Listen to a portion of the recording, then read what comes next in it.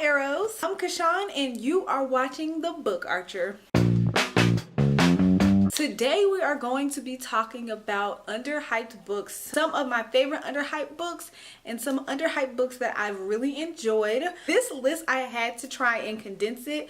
There are actually a lot more that I wanted to talk about. So if y'all would like to see a different video, like maybe specifically where I talk about underhyped contemporaries and fantasies and adult books, nonfiction, whatever it is that you want to see, just leave it in the comment section below. But these are just a few I have really enjoyed and wonder why they are not more popular. The first one that I am going to talk about is a book that came out last year, Dread Nation by Justina Ireland. I raved about this in one of my videos last year. The premise takes place during post-Civil War. It follows this main character named Jane McKean, and she is basically like a lady in waiting, or she's been trained to be a lady in waiting as a zombie killer. So this is kind of like a mixture between historical fiction and I don't even know what you would consider the genre, but I loved this book. The storyline took me places that I was not expecting.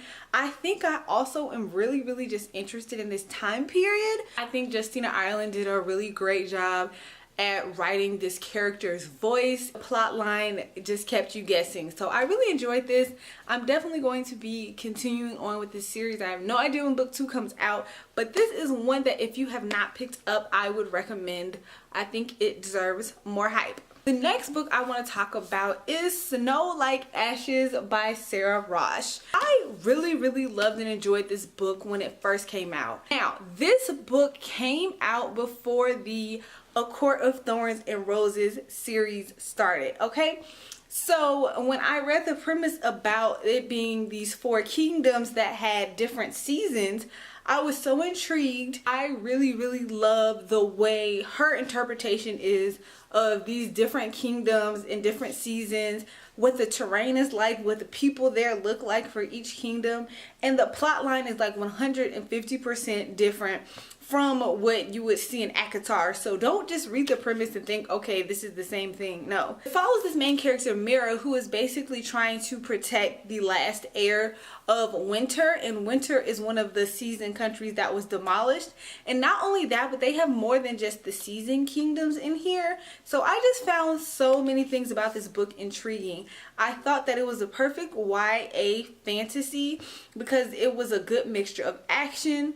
Book 2 has multiple perspectives. So a lot happens in book 1. It's one of those, you know, fighting for our lost kingdom type of books, but the plot line does not get dragged out. Like, there was so much resolution at the end of book 1 that literally another fantasy series would have dragged out over the course of so much time. It was action packed. The characters were interesting. The setting was really interesting. I definitely would give this one a go. Next on my list is going to be Tiny Pretty Things by Charaipotra and Danielle Clayton.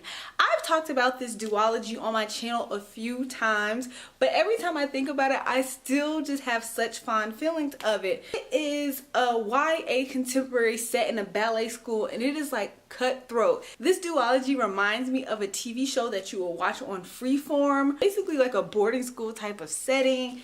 All of these crazy incidents are happening. There's competitiveness, there's a lot of underlying darkness, but it's so good. Like, I devoured this book. This is great for fans of like Black Swan, Pretty Little Liars, and Danielle Clayton, one of the co-authors of this, is also the author of The Bells, which I just mentioned in my April TBR video. The next book I want to mention is Stolen Songbird by Danielle Jensen. Now, the reason I'm mentioning this is I heard about this book everywhere but BookTube when this series first came out. I was hearing great reviews on how good it was, but I don't ever think I really heard much about it on BookTube. But the premise was intriguing to me because it did mention like trolls and things like that, and it's also like a Beauty and the Beast retelling, which I had no idea when I was reading it, although it makes complete sense now. But it also was like the loosest interpretation of a retelling, but I think this book does a great job of having like a singular setting. So it kind of plays off of the when you go under the Trolls Bridge, or you're not supposed to go over the Trolls Bridge or they'll capture you type of thing. But this one has like a parallel fantasy world in it. I really don't know how to explain it, but I think I really like this fantasy because it's a character-driven fantasy. Like I said, it's a Beauty and the Beast retelling, so there are kind of all of these elements that you see with the main character and her love interest, but then there is a lot of political and court intrigue that is happening in this small troll community. But it's so intriguing to me. I'm definitely going to be finishing up this series because I really enjoyed Stolen Songbird. The next one I want to mention is a book in a series that I think about often. Now this is an ongoing series. I think it's supposed to have like 6 books in it, but that is the Arcana Chronicles by Kresley Cole. The first book, Poison Princess, I read it and I thought it was okay. The reason that I'm mentioning it is I thought the first book was okay because they dragged out the plot.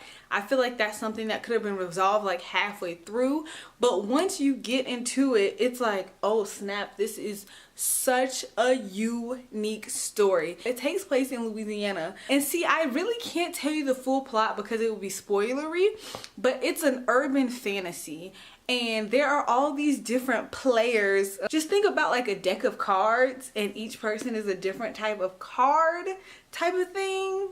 You get what I'm saying? Like, that's just enough. That's enough. But there's a main character and she doesn't know that she has these powers. She finds out that she does, and she's just on a journey of self-discovery. And this one also has a love triangle in it. If you're not a fan of that, then I do want to preface that with this is a book with love triangles. And Kresley Cole does a lot of really popular adult books.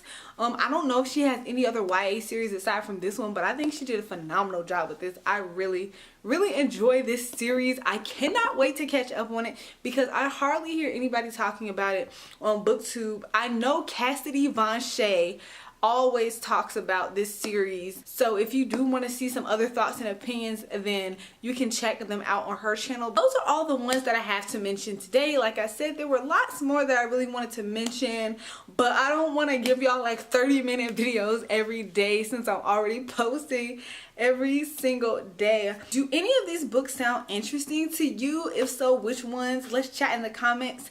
Thanks for all the comments y'all have been leaving me. It's been so great interacting with y'all. Don't forget to follow me on Twitter and Instagram at theBookArcher, and I will see you guys tomorrow in another video. Bye.